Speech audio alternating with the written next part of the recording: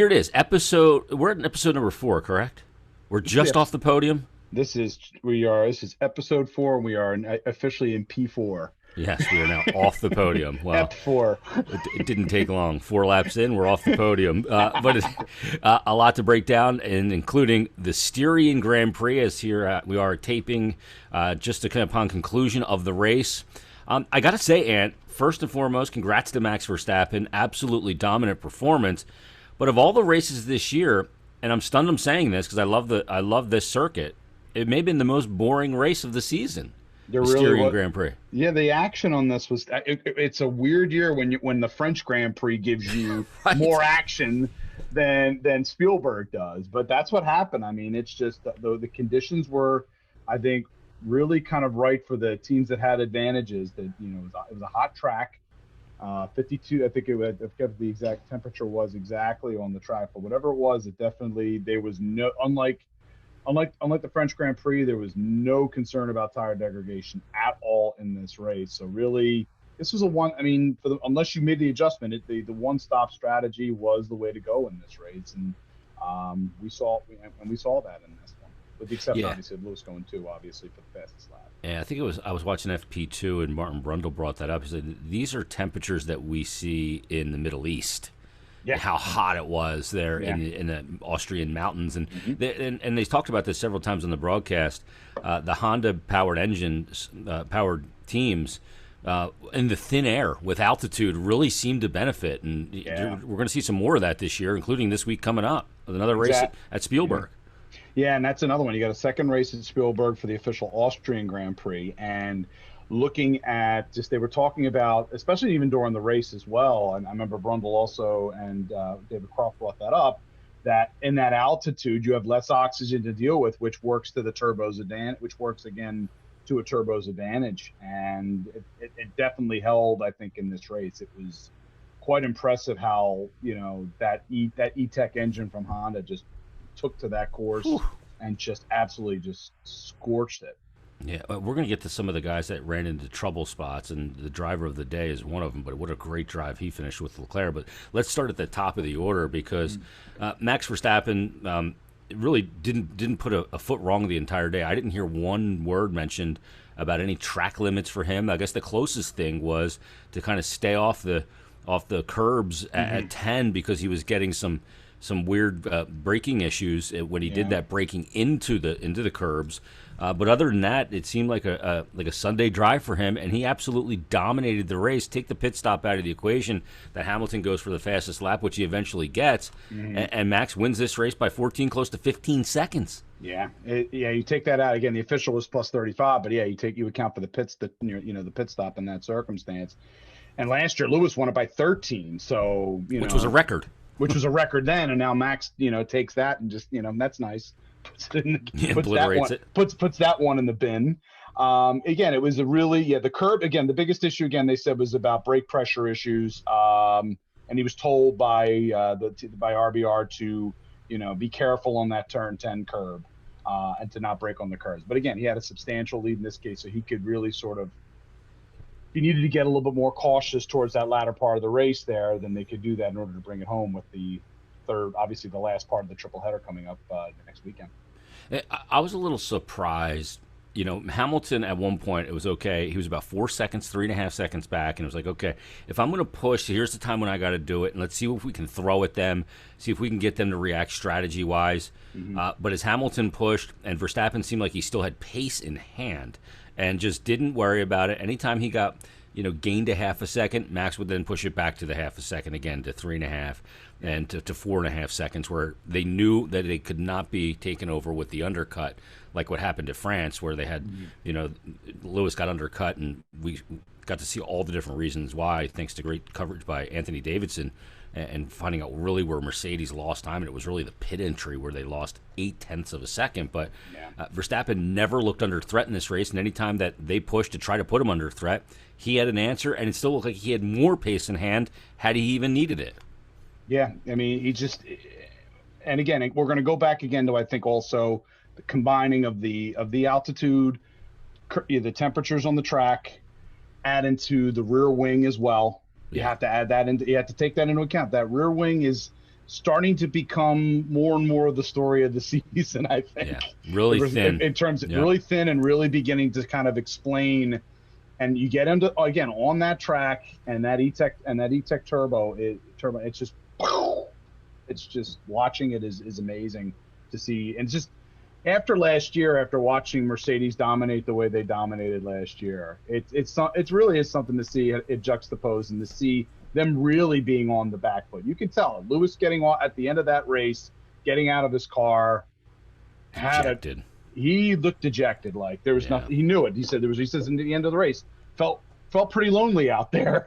Yeah, pretty lonely race. Yeah, he knew there was just no way he was going to catch Max on this thing. Well, you know what? I mean, you see his, he's always been kind of, dare I say, bratty on team radio and petulant. Because he's a competitor. Mm-hmm. But what I saw him do Saturday in quality and in FP3 with jumping everybody to get that last lap in and not waiting behind guys to not lose temperature, he ended up having the lap deleted because of track limitations anyway in turns 9 and 10. But he seems like he's rattled right now. He was never rattled before. He never seemed rattled in 2016 when dealing with Rosberg, who eventually went on to win the title that year, or Vettel. Even Vettel would be leading going into Silverstone by 15 or 17 points in the championship. He didn't seem rattled. He seems rattled now. I think right now it comes down to he looks at that Red Bull and sees the pace that they're getting, and the W12's not getting that level of pace, and development's not happening. Development's not happening either, and that's you put all those things into the mix, Chase, and it's just he's trying as the wily veteran, he's trying to do at this point now anything he can to cut into that. They were probably crossing their fingers for rain for this race, Equalizer. And it didn't happen. And as soon as saw the track being dry, I said, "Well, there's a chance it may rain." I said, "That's pretty much to me the only way that they're going to be able to overtake them." So. Yeah, I think Lewis there's a certain level of, I hate to use the term desperation this early. Yeah. But at the end of the day, when we're really looking at the situation right now, even from he knows that the lead continues at this point now to widen, not just obviously in the constructor standings, but obviously in the driver standings right now. And that's a big concern for him now. He is staring at, sorry, I'm just getting my computer's not loading up fast. It's, Max is now at 156. Lewis is at 138.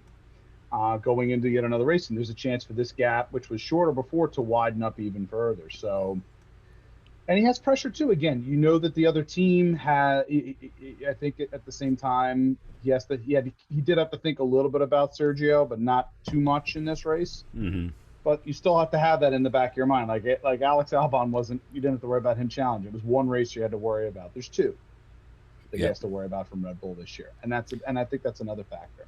Yeah, and they can't seem to mitigate the straight line speed. You saw it at France. You saw the straight line speed. Mm-hmm. And if you are getting beat by 2/10 plus straight line, it doesn't matter if you have DRS. There's not a DRS zone long enough for you to overtake. There's three straights. Yeah. There's three straights. And you couldn't get close. That is like, you can't get close at Spielberg. And it's going to be a big problem again, next week, depending on we'll see what happens, obviously, with the switchover with the tires. But yeah, they're on the back foot. I mean, we've heard that phrase multiple times from commentators, but it's the truth. You can see it you can see it. Yeah. And I think there is a bit of a rattle because, again, I mean, it's one thing when it's your teammate, like it was at Rosberg back in 2016. But again, I felt like Mercedes still felt like it was an even fight again against other teams. And right now, and then at the minimum, it's an even fight, and then they were the ones that were the monsters that nobody could deal with. It's the first time in a while that they've really had to deal with a true. I mean, we could say certainly 2019 Ferrari gave them, 2019 Ferrari gave them some issues, and then especially when it came to straight line stuff. But then we all found out what happened with Ferrari at that point and why that happened. And I'm sure maybe they have something in the back of their mind that, well, maybe something gets found on that Red Bull. Yeah, they're hoping, right? That's what they're hoping for. FIA to go over that thing with a fine-tooth comb. Exactly. Because they need to find some sort of, fuel delivery advantage they have. And you have also, again, and there, the pit stop thing, which will begin with the Hungarian Grand Prix after the break. I mean, anybody who's on Red Bull's looking at that and go kind of, with their eyebrow up going, okay, who's his favor? Because they Yeah. know how fast our crew is. There's got to be a point here because you see the frustration in Bottas and you see it in Hamilton, and their development team is all in on 2022 now because in the new regulations you got to be ahead of the game, and usually Mercedes would come into the year with the best car. If they didn't, they would make it the best car by this point in the season. And Red Bull was always playing catch up. They always had an inferior car, but they had certain tracks it just worked on, whether that was Abu Dhabi, whether that was Spain, whether that was a place like Brazil. Those tracks it worked on. Yeah. But this car that they have this year they come in with a better car, more straight line speed, a car that works, is not track specific. It's just Formula One specific right now. Yeah. And they maybe don't need to develop the car. They can kind of turn to 2022 feeling good with what they have. Mercedes, if they don't kind of turn the page to 2022 and if they choose to try and develop this car to stay in this race to win this constructors and driver championship for Lewis Hamilton, then they're on the back foot heading into the new regulations in 2022 when the pack comes even closer together. So they got a real big decision to make here. Yeah, and you add into the mix there also the spending cap that's coming in soon as well. Big time. So advantage gone. So advantage that they've had for a long time is gone, and I'm going to be curious. And again, and Lewis is likely going to. He's going to be back for 2022. I think we are fairly certain on that. He wants to drive the 2022 car for next season. So I don't think it wouldn't be a massive changeover. But yeah, these teams, you see Ferrari also doing the same thing, kind of throwing most of their resources into developing that 2022 car. Yeah, and seeing that. But yeah, Mercedes, the development is definitely, you're right. It's not quite at the level it has been in past years. They felt it's kind of like, the King felt things were in good shape. We'll be able to kind of get ourselves into the driver's seat, so to speak, and still be in the lead. And didn't turn out that has not turned out that way through 8 rounds right now. Still plenty of season to race. Yeah, 15 races left. There's a lot of time, laps to run. but if you're again, if you're looking at that construct again, it's still close enough that Lewis, let's say next week we get rain. I keep coming back to that, and if Lewis needs a win, and more than anything, this is now 4 consecutive victories for Red Bull, and one of those races in Baku. Does he not? If he doesn't make a mistake, that's the driver standings are even super tighter because he probably we all know he had the jump on Sergio on that restart, and if he played that just right, he likely wins that race off the restart. Yeah. Instead, he ends up out of the points. Yeah, but then again, if Max doesn't have a tire failure, he extends that lead even more, which is crazy to think. Because he didn't put a wrong foot that race either. Exactly, until the puncture occurred, and that's what made that Baku race such an amazing thing to watch. Yeah, and really kind of it was this theater because you literally saw the entire driver and constructors championship in a matter of laps flop back and forth. We had a standing start with 2 laps left. Exactly, and now we are where we are. Now we are where we are with the constructor standings right now being where they are. Yeah, 40-point lead for it's a 40-point. Yeah, and it's still reachable. I think Mercedes, it's still reachable, and it's at least a competitive race still at the top.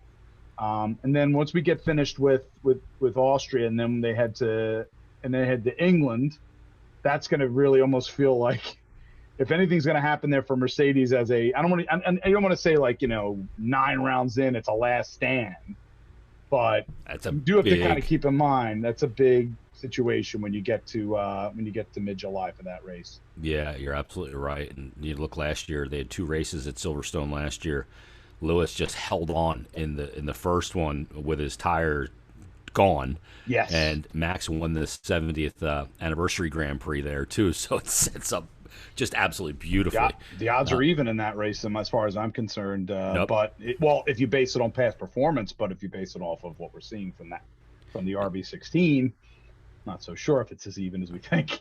Yeah, the amazing thing too is it's a home race for Lewis Hamilton. It's a home race for Mercedes in some ways, and it's a home race for Red Bull because that's where the factory is. So. Exactly, it's a home race for Red Bull. And you add to the, and this is minor when you think about it, but the straight was renamed for Lewis. is now called the Hamilton Straight. Yep. So, first time he's going to be driving on that track after a portion of it's been named for him. That's, And after being additional. knighted, He's going to pressure. He got knighted. He's going to have, again, Lewis has got pressure on him that he hasn't had in a little while. yeah. Boy, wouldn't we love to see like a penultimate lap overtake on the Hamilton Straight and just see who's overtaking who. What we feel like we do know is that those two guys will be battling once again in the race at the Styrian Grand Prix. So it's Verstappen who wins, gets the 25 points. Lewis Hamilton with the fastest lap picks up the extra points. So he gets 19 points in the race, so he gives way to 6 points. And then Bottas finishes in third. Checo had a nice push there, decided to pit him and chase, and boy, he was making up a lot of time in the beginning, but he just ran out of laps on a short track and just couldn't get by. He ends up finishing a half a second behind him. I was a little surprised, though. I think he was 1.6 or 1.8 seconds back of Bottas when he pitted. I was a little surprised with the strategy there for Red Bull to do that. They were trying to squeeze that. They were trying to squeeze that fastest lap point there. That's the biggest thing that was going on. And felt like they could still get the podium. It felt like they could still get the podium. So this time, and again, adding to that mix as well, you had the earlier pitting. If we're going to talk about pits here, obviously there was the right rear. It took a little while for that right rear to come off when Perez went in, I believe, on lap 27, and that's a 4.5 second pit stop. Yeah. So Sergio did about as well as he could to try to pull that thing back in, but I wondered about that first pit stop and thinking, oof. And when Bottas gets in there on lap 28 and he's out, fairly quickly and comes out ahead of Perez, Perez tried to hunt it, but you're right. He ran out of laps for this race, but both of those pits were kind of like, versus the previous week where the pits for Sergio were probably perfect in this case. This time, not quite as good as he probably would have liked. But they were trying to get that point. They were trying to squeeze that extra point, and with the hope of a podium. And I think maybe you're right. If it's a 70, if it's maybe three more laps, he catches Valtteri. But that's why these pit stops, even early pit stops, are so very critical. Yeah, and those are the only 4 drivers to finish on the lead lap. The only 4 drivers to complete 71 laps, because Lando Norris, who ends up finishing 5th in this race. We saw he had a lot of pace in FP3. We had a real good qualifying session, and that McLaren comes in 5th, but a lap down. Unbelievable. It's a short lap there, but still. Yeah, McLaren, it's noticeable. Yeah, and McLaren gets the 5th place finish with Lando Norris. They also end up in the points, or out of the points, rather, with Danny Ricciardo, who was like a yo-yo in this race. He was up, and then he was back down in 13th. He qualified poorly. He ends up finishing 13th, so... again, massive advantage. Lando Norris over Daniel Ricciardo. But the Ferraris in this race, I thought this is so interesting because Charles Leclerc in the first lap ends up having to pit after that brush with Pierre Gasly, who is out of the race as a result. It wasn't the savviest of moves from Leclerc, but what a recovery drive to finish 7th in this race. He made tons of overtakes. Yeah, he started off the race starting up P7 and then dropped all the way to 18th after that initial first lap stop. 11 overtakes to get himself back up to 7th to finish where he started, and that's a heck of a run for him. He really was pushing on some really good pace there. And again, I think Ferrari has to look at it as a good day for the most part. Yeah, I think good Carlos bounce back. It was a good bounce back after an absolute just flaming disaster at France, in France at Paul Ricard. So now again the race remains fairly tight now. It's only a 12-point gap now between McLaren and Ferrari. McLaren at 120, Ferrari at 108, and that was the thing that we were looking at. This race for third, and it's a substantial. Like unlike last year where it was and again still early for sure. But last year, when we got to the final race of the season in Abu Dhabi, it was a legitimate fight. Three teams fighting for that third place slot. This year, it's the other teams: AlphaTauri, Aston Martin, formerly Racing Point. Kind of well behind Alpine, formerly Renault. Also much further back. But again, things happen. But early on, yeah, this battle for third looks like it's going to be thoroughly between McLaren and Ferrari, at least for right now. Yeah, and there's some bad luck there for Pierre Gasly. He gets tangled up with a couple of times in that opening lap. The tires just destroyed, ends up with suspension damage as well. He's the first retirement of the race. Rounding out the points were Lance Stroll, I thought had a really good race, good for him, and I saw the support he had on his crash helmet for the Montreal Canadiens. Of course, a Canadian out there racing, and he had the Le Habitant logo prominently displayed on his crash helmet, which was pretty cool to see.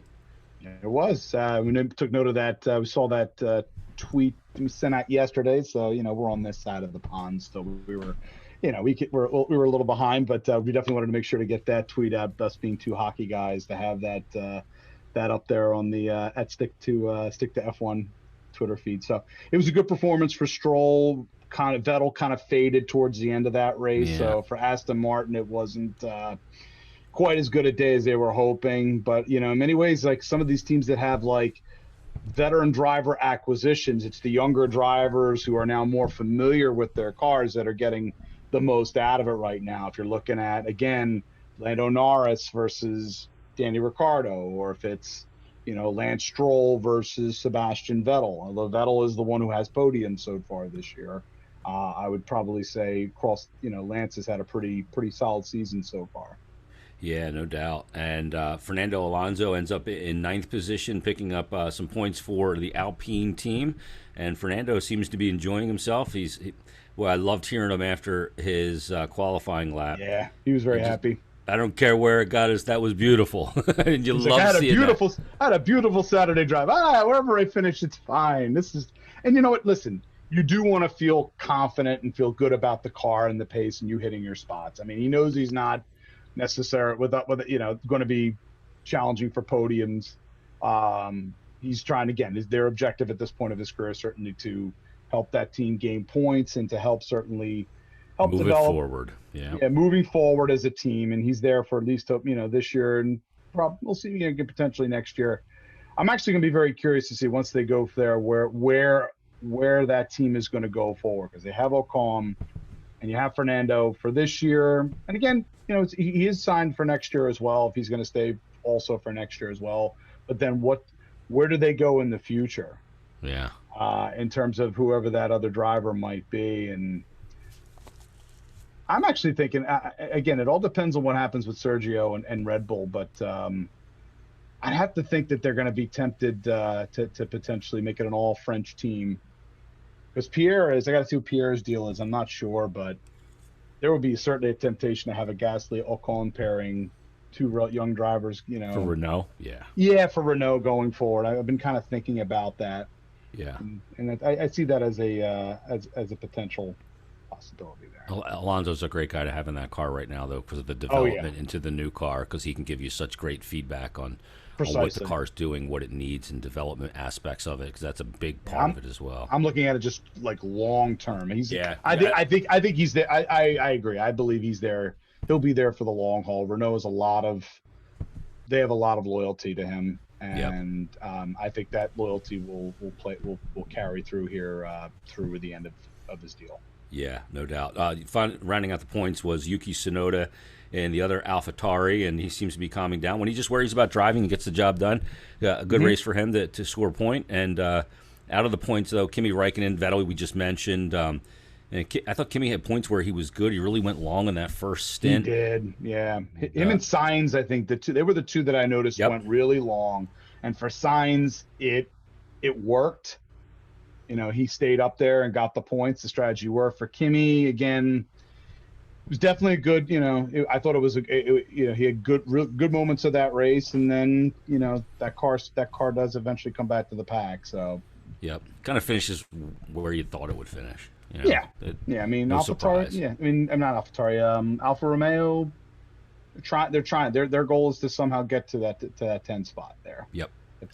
Ocon finishes 14th, and since he signed that contract, it's been nothing but disappointment, the extension. But once again, he's not able to extract out of that car what Alonso has been able to do, and he's been in the car longer, Ocon, than Alonso has. But you're dealing with one of the great racecraft drivers of all time, and Alonso, who's really picked up that car.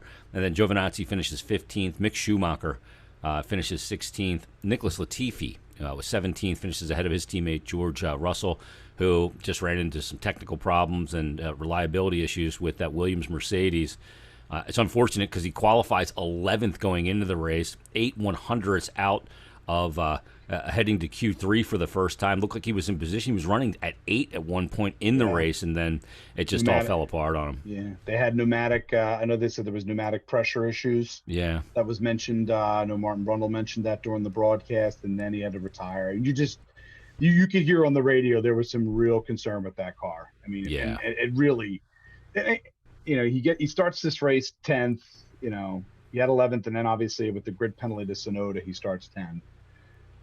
George is just like you have to.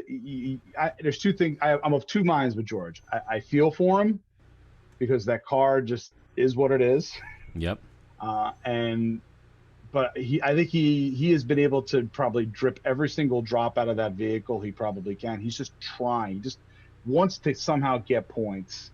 He came. It's going to happen this year. It's good. I think it will. It's just some things that they have to do as a team to try to get that. And there will be some circumstances where that car will run longer and he'll be able to, extract a 10th place, maybe a 9th place finish. But yeah, it was disappointing. It was one of those situations where I think you really were rooting for George to somehow finish in the points. And as soon as you saw that car get pulled and they put it on Jack's and wheel it in, I'm like, oh man.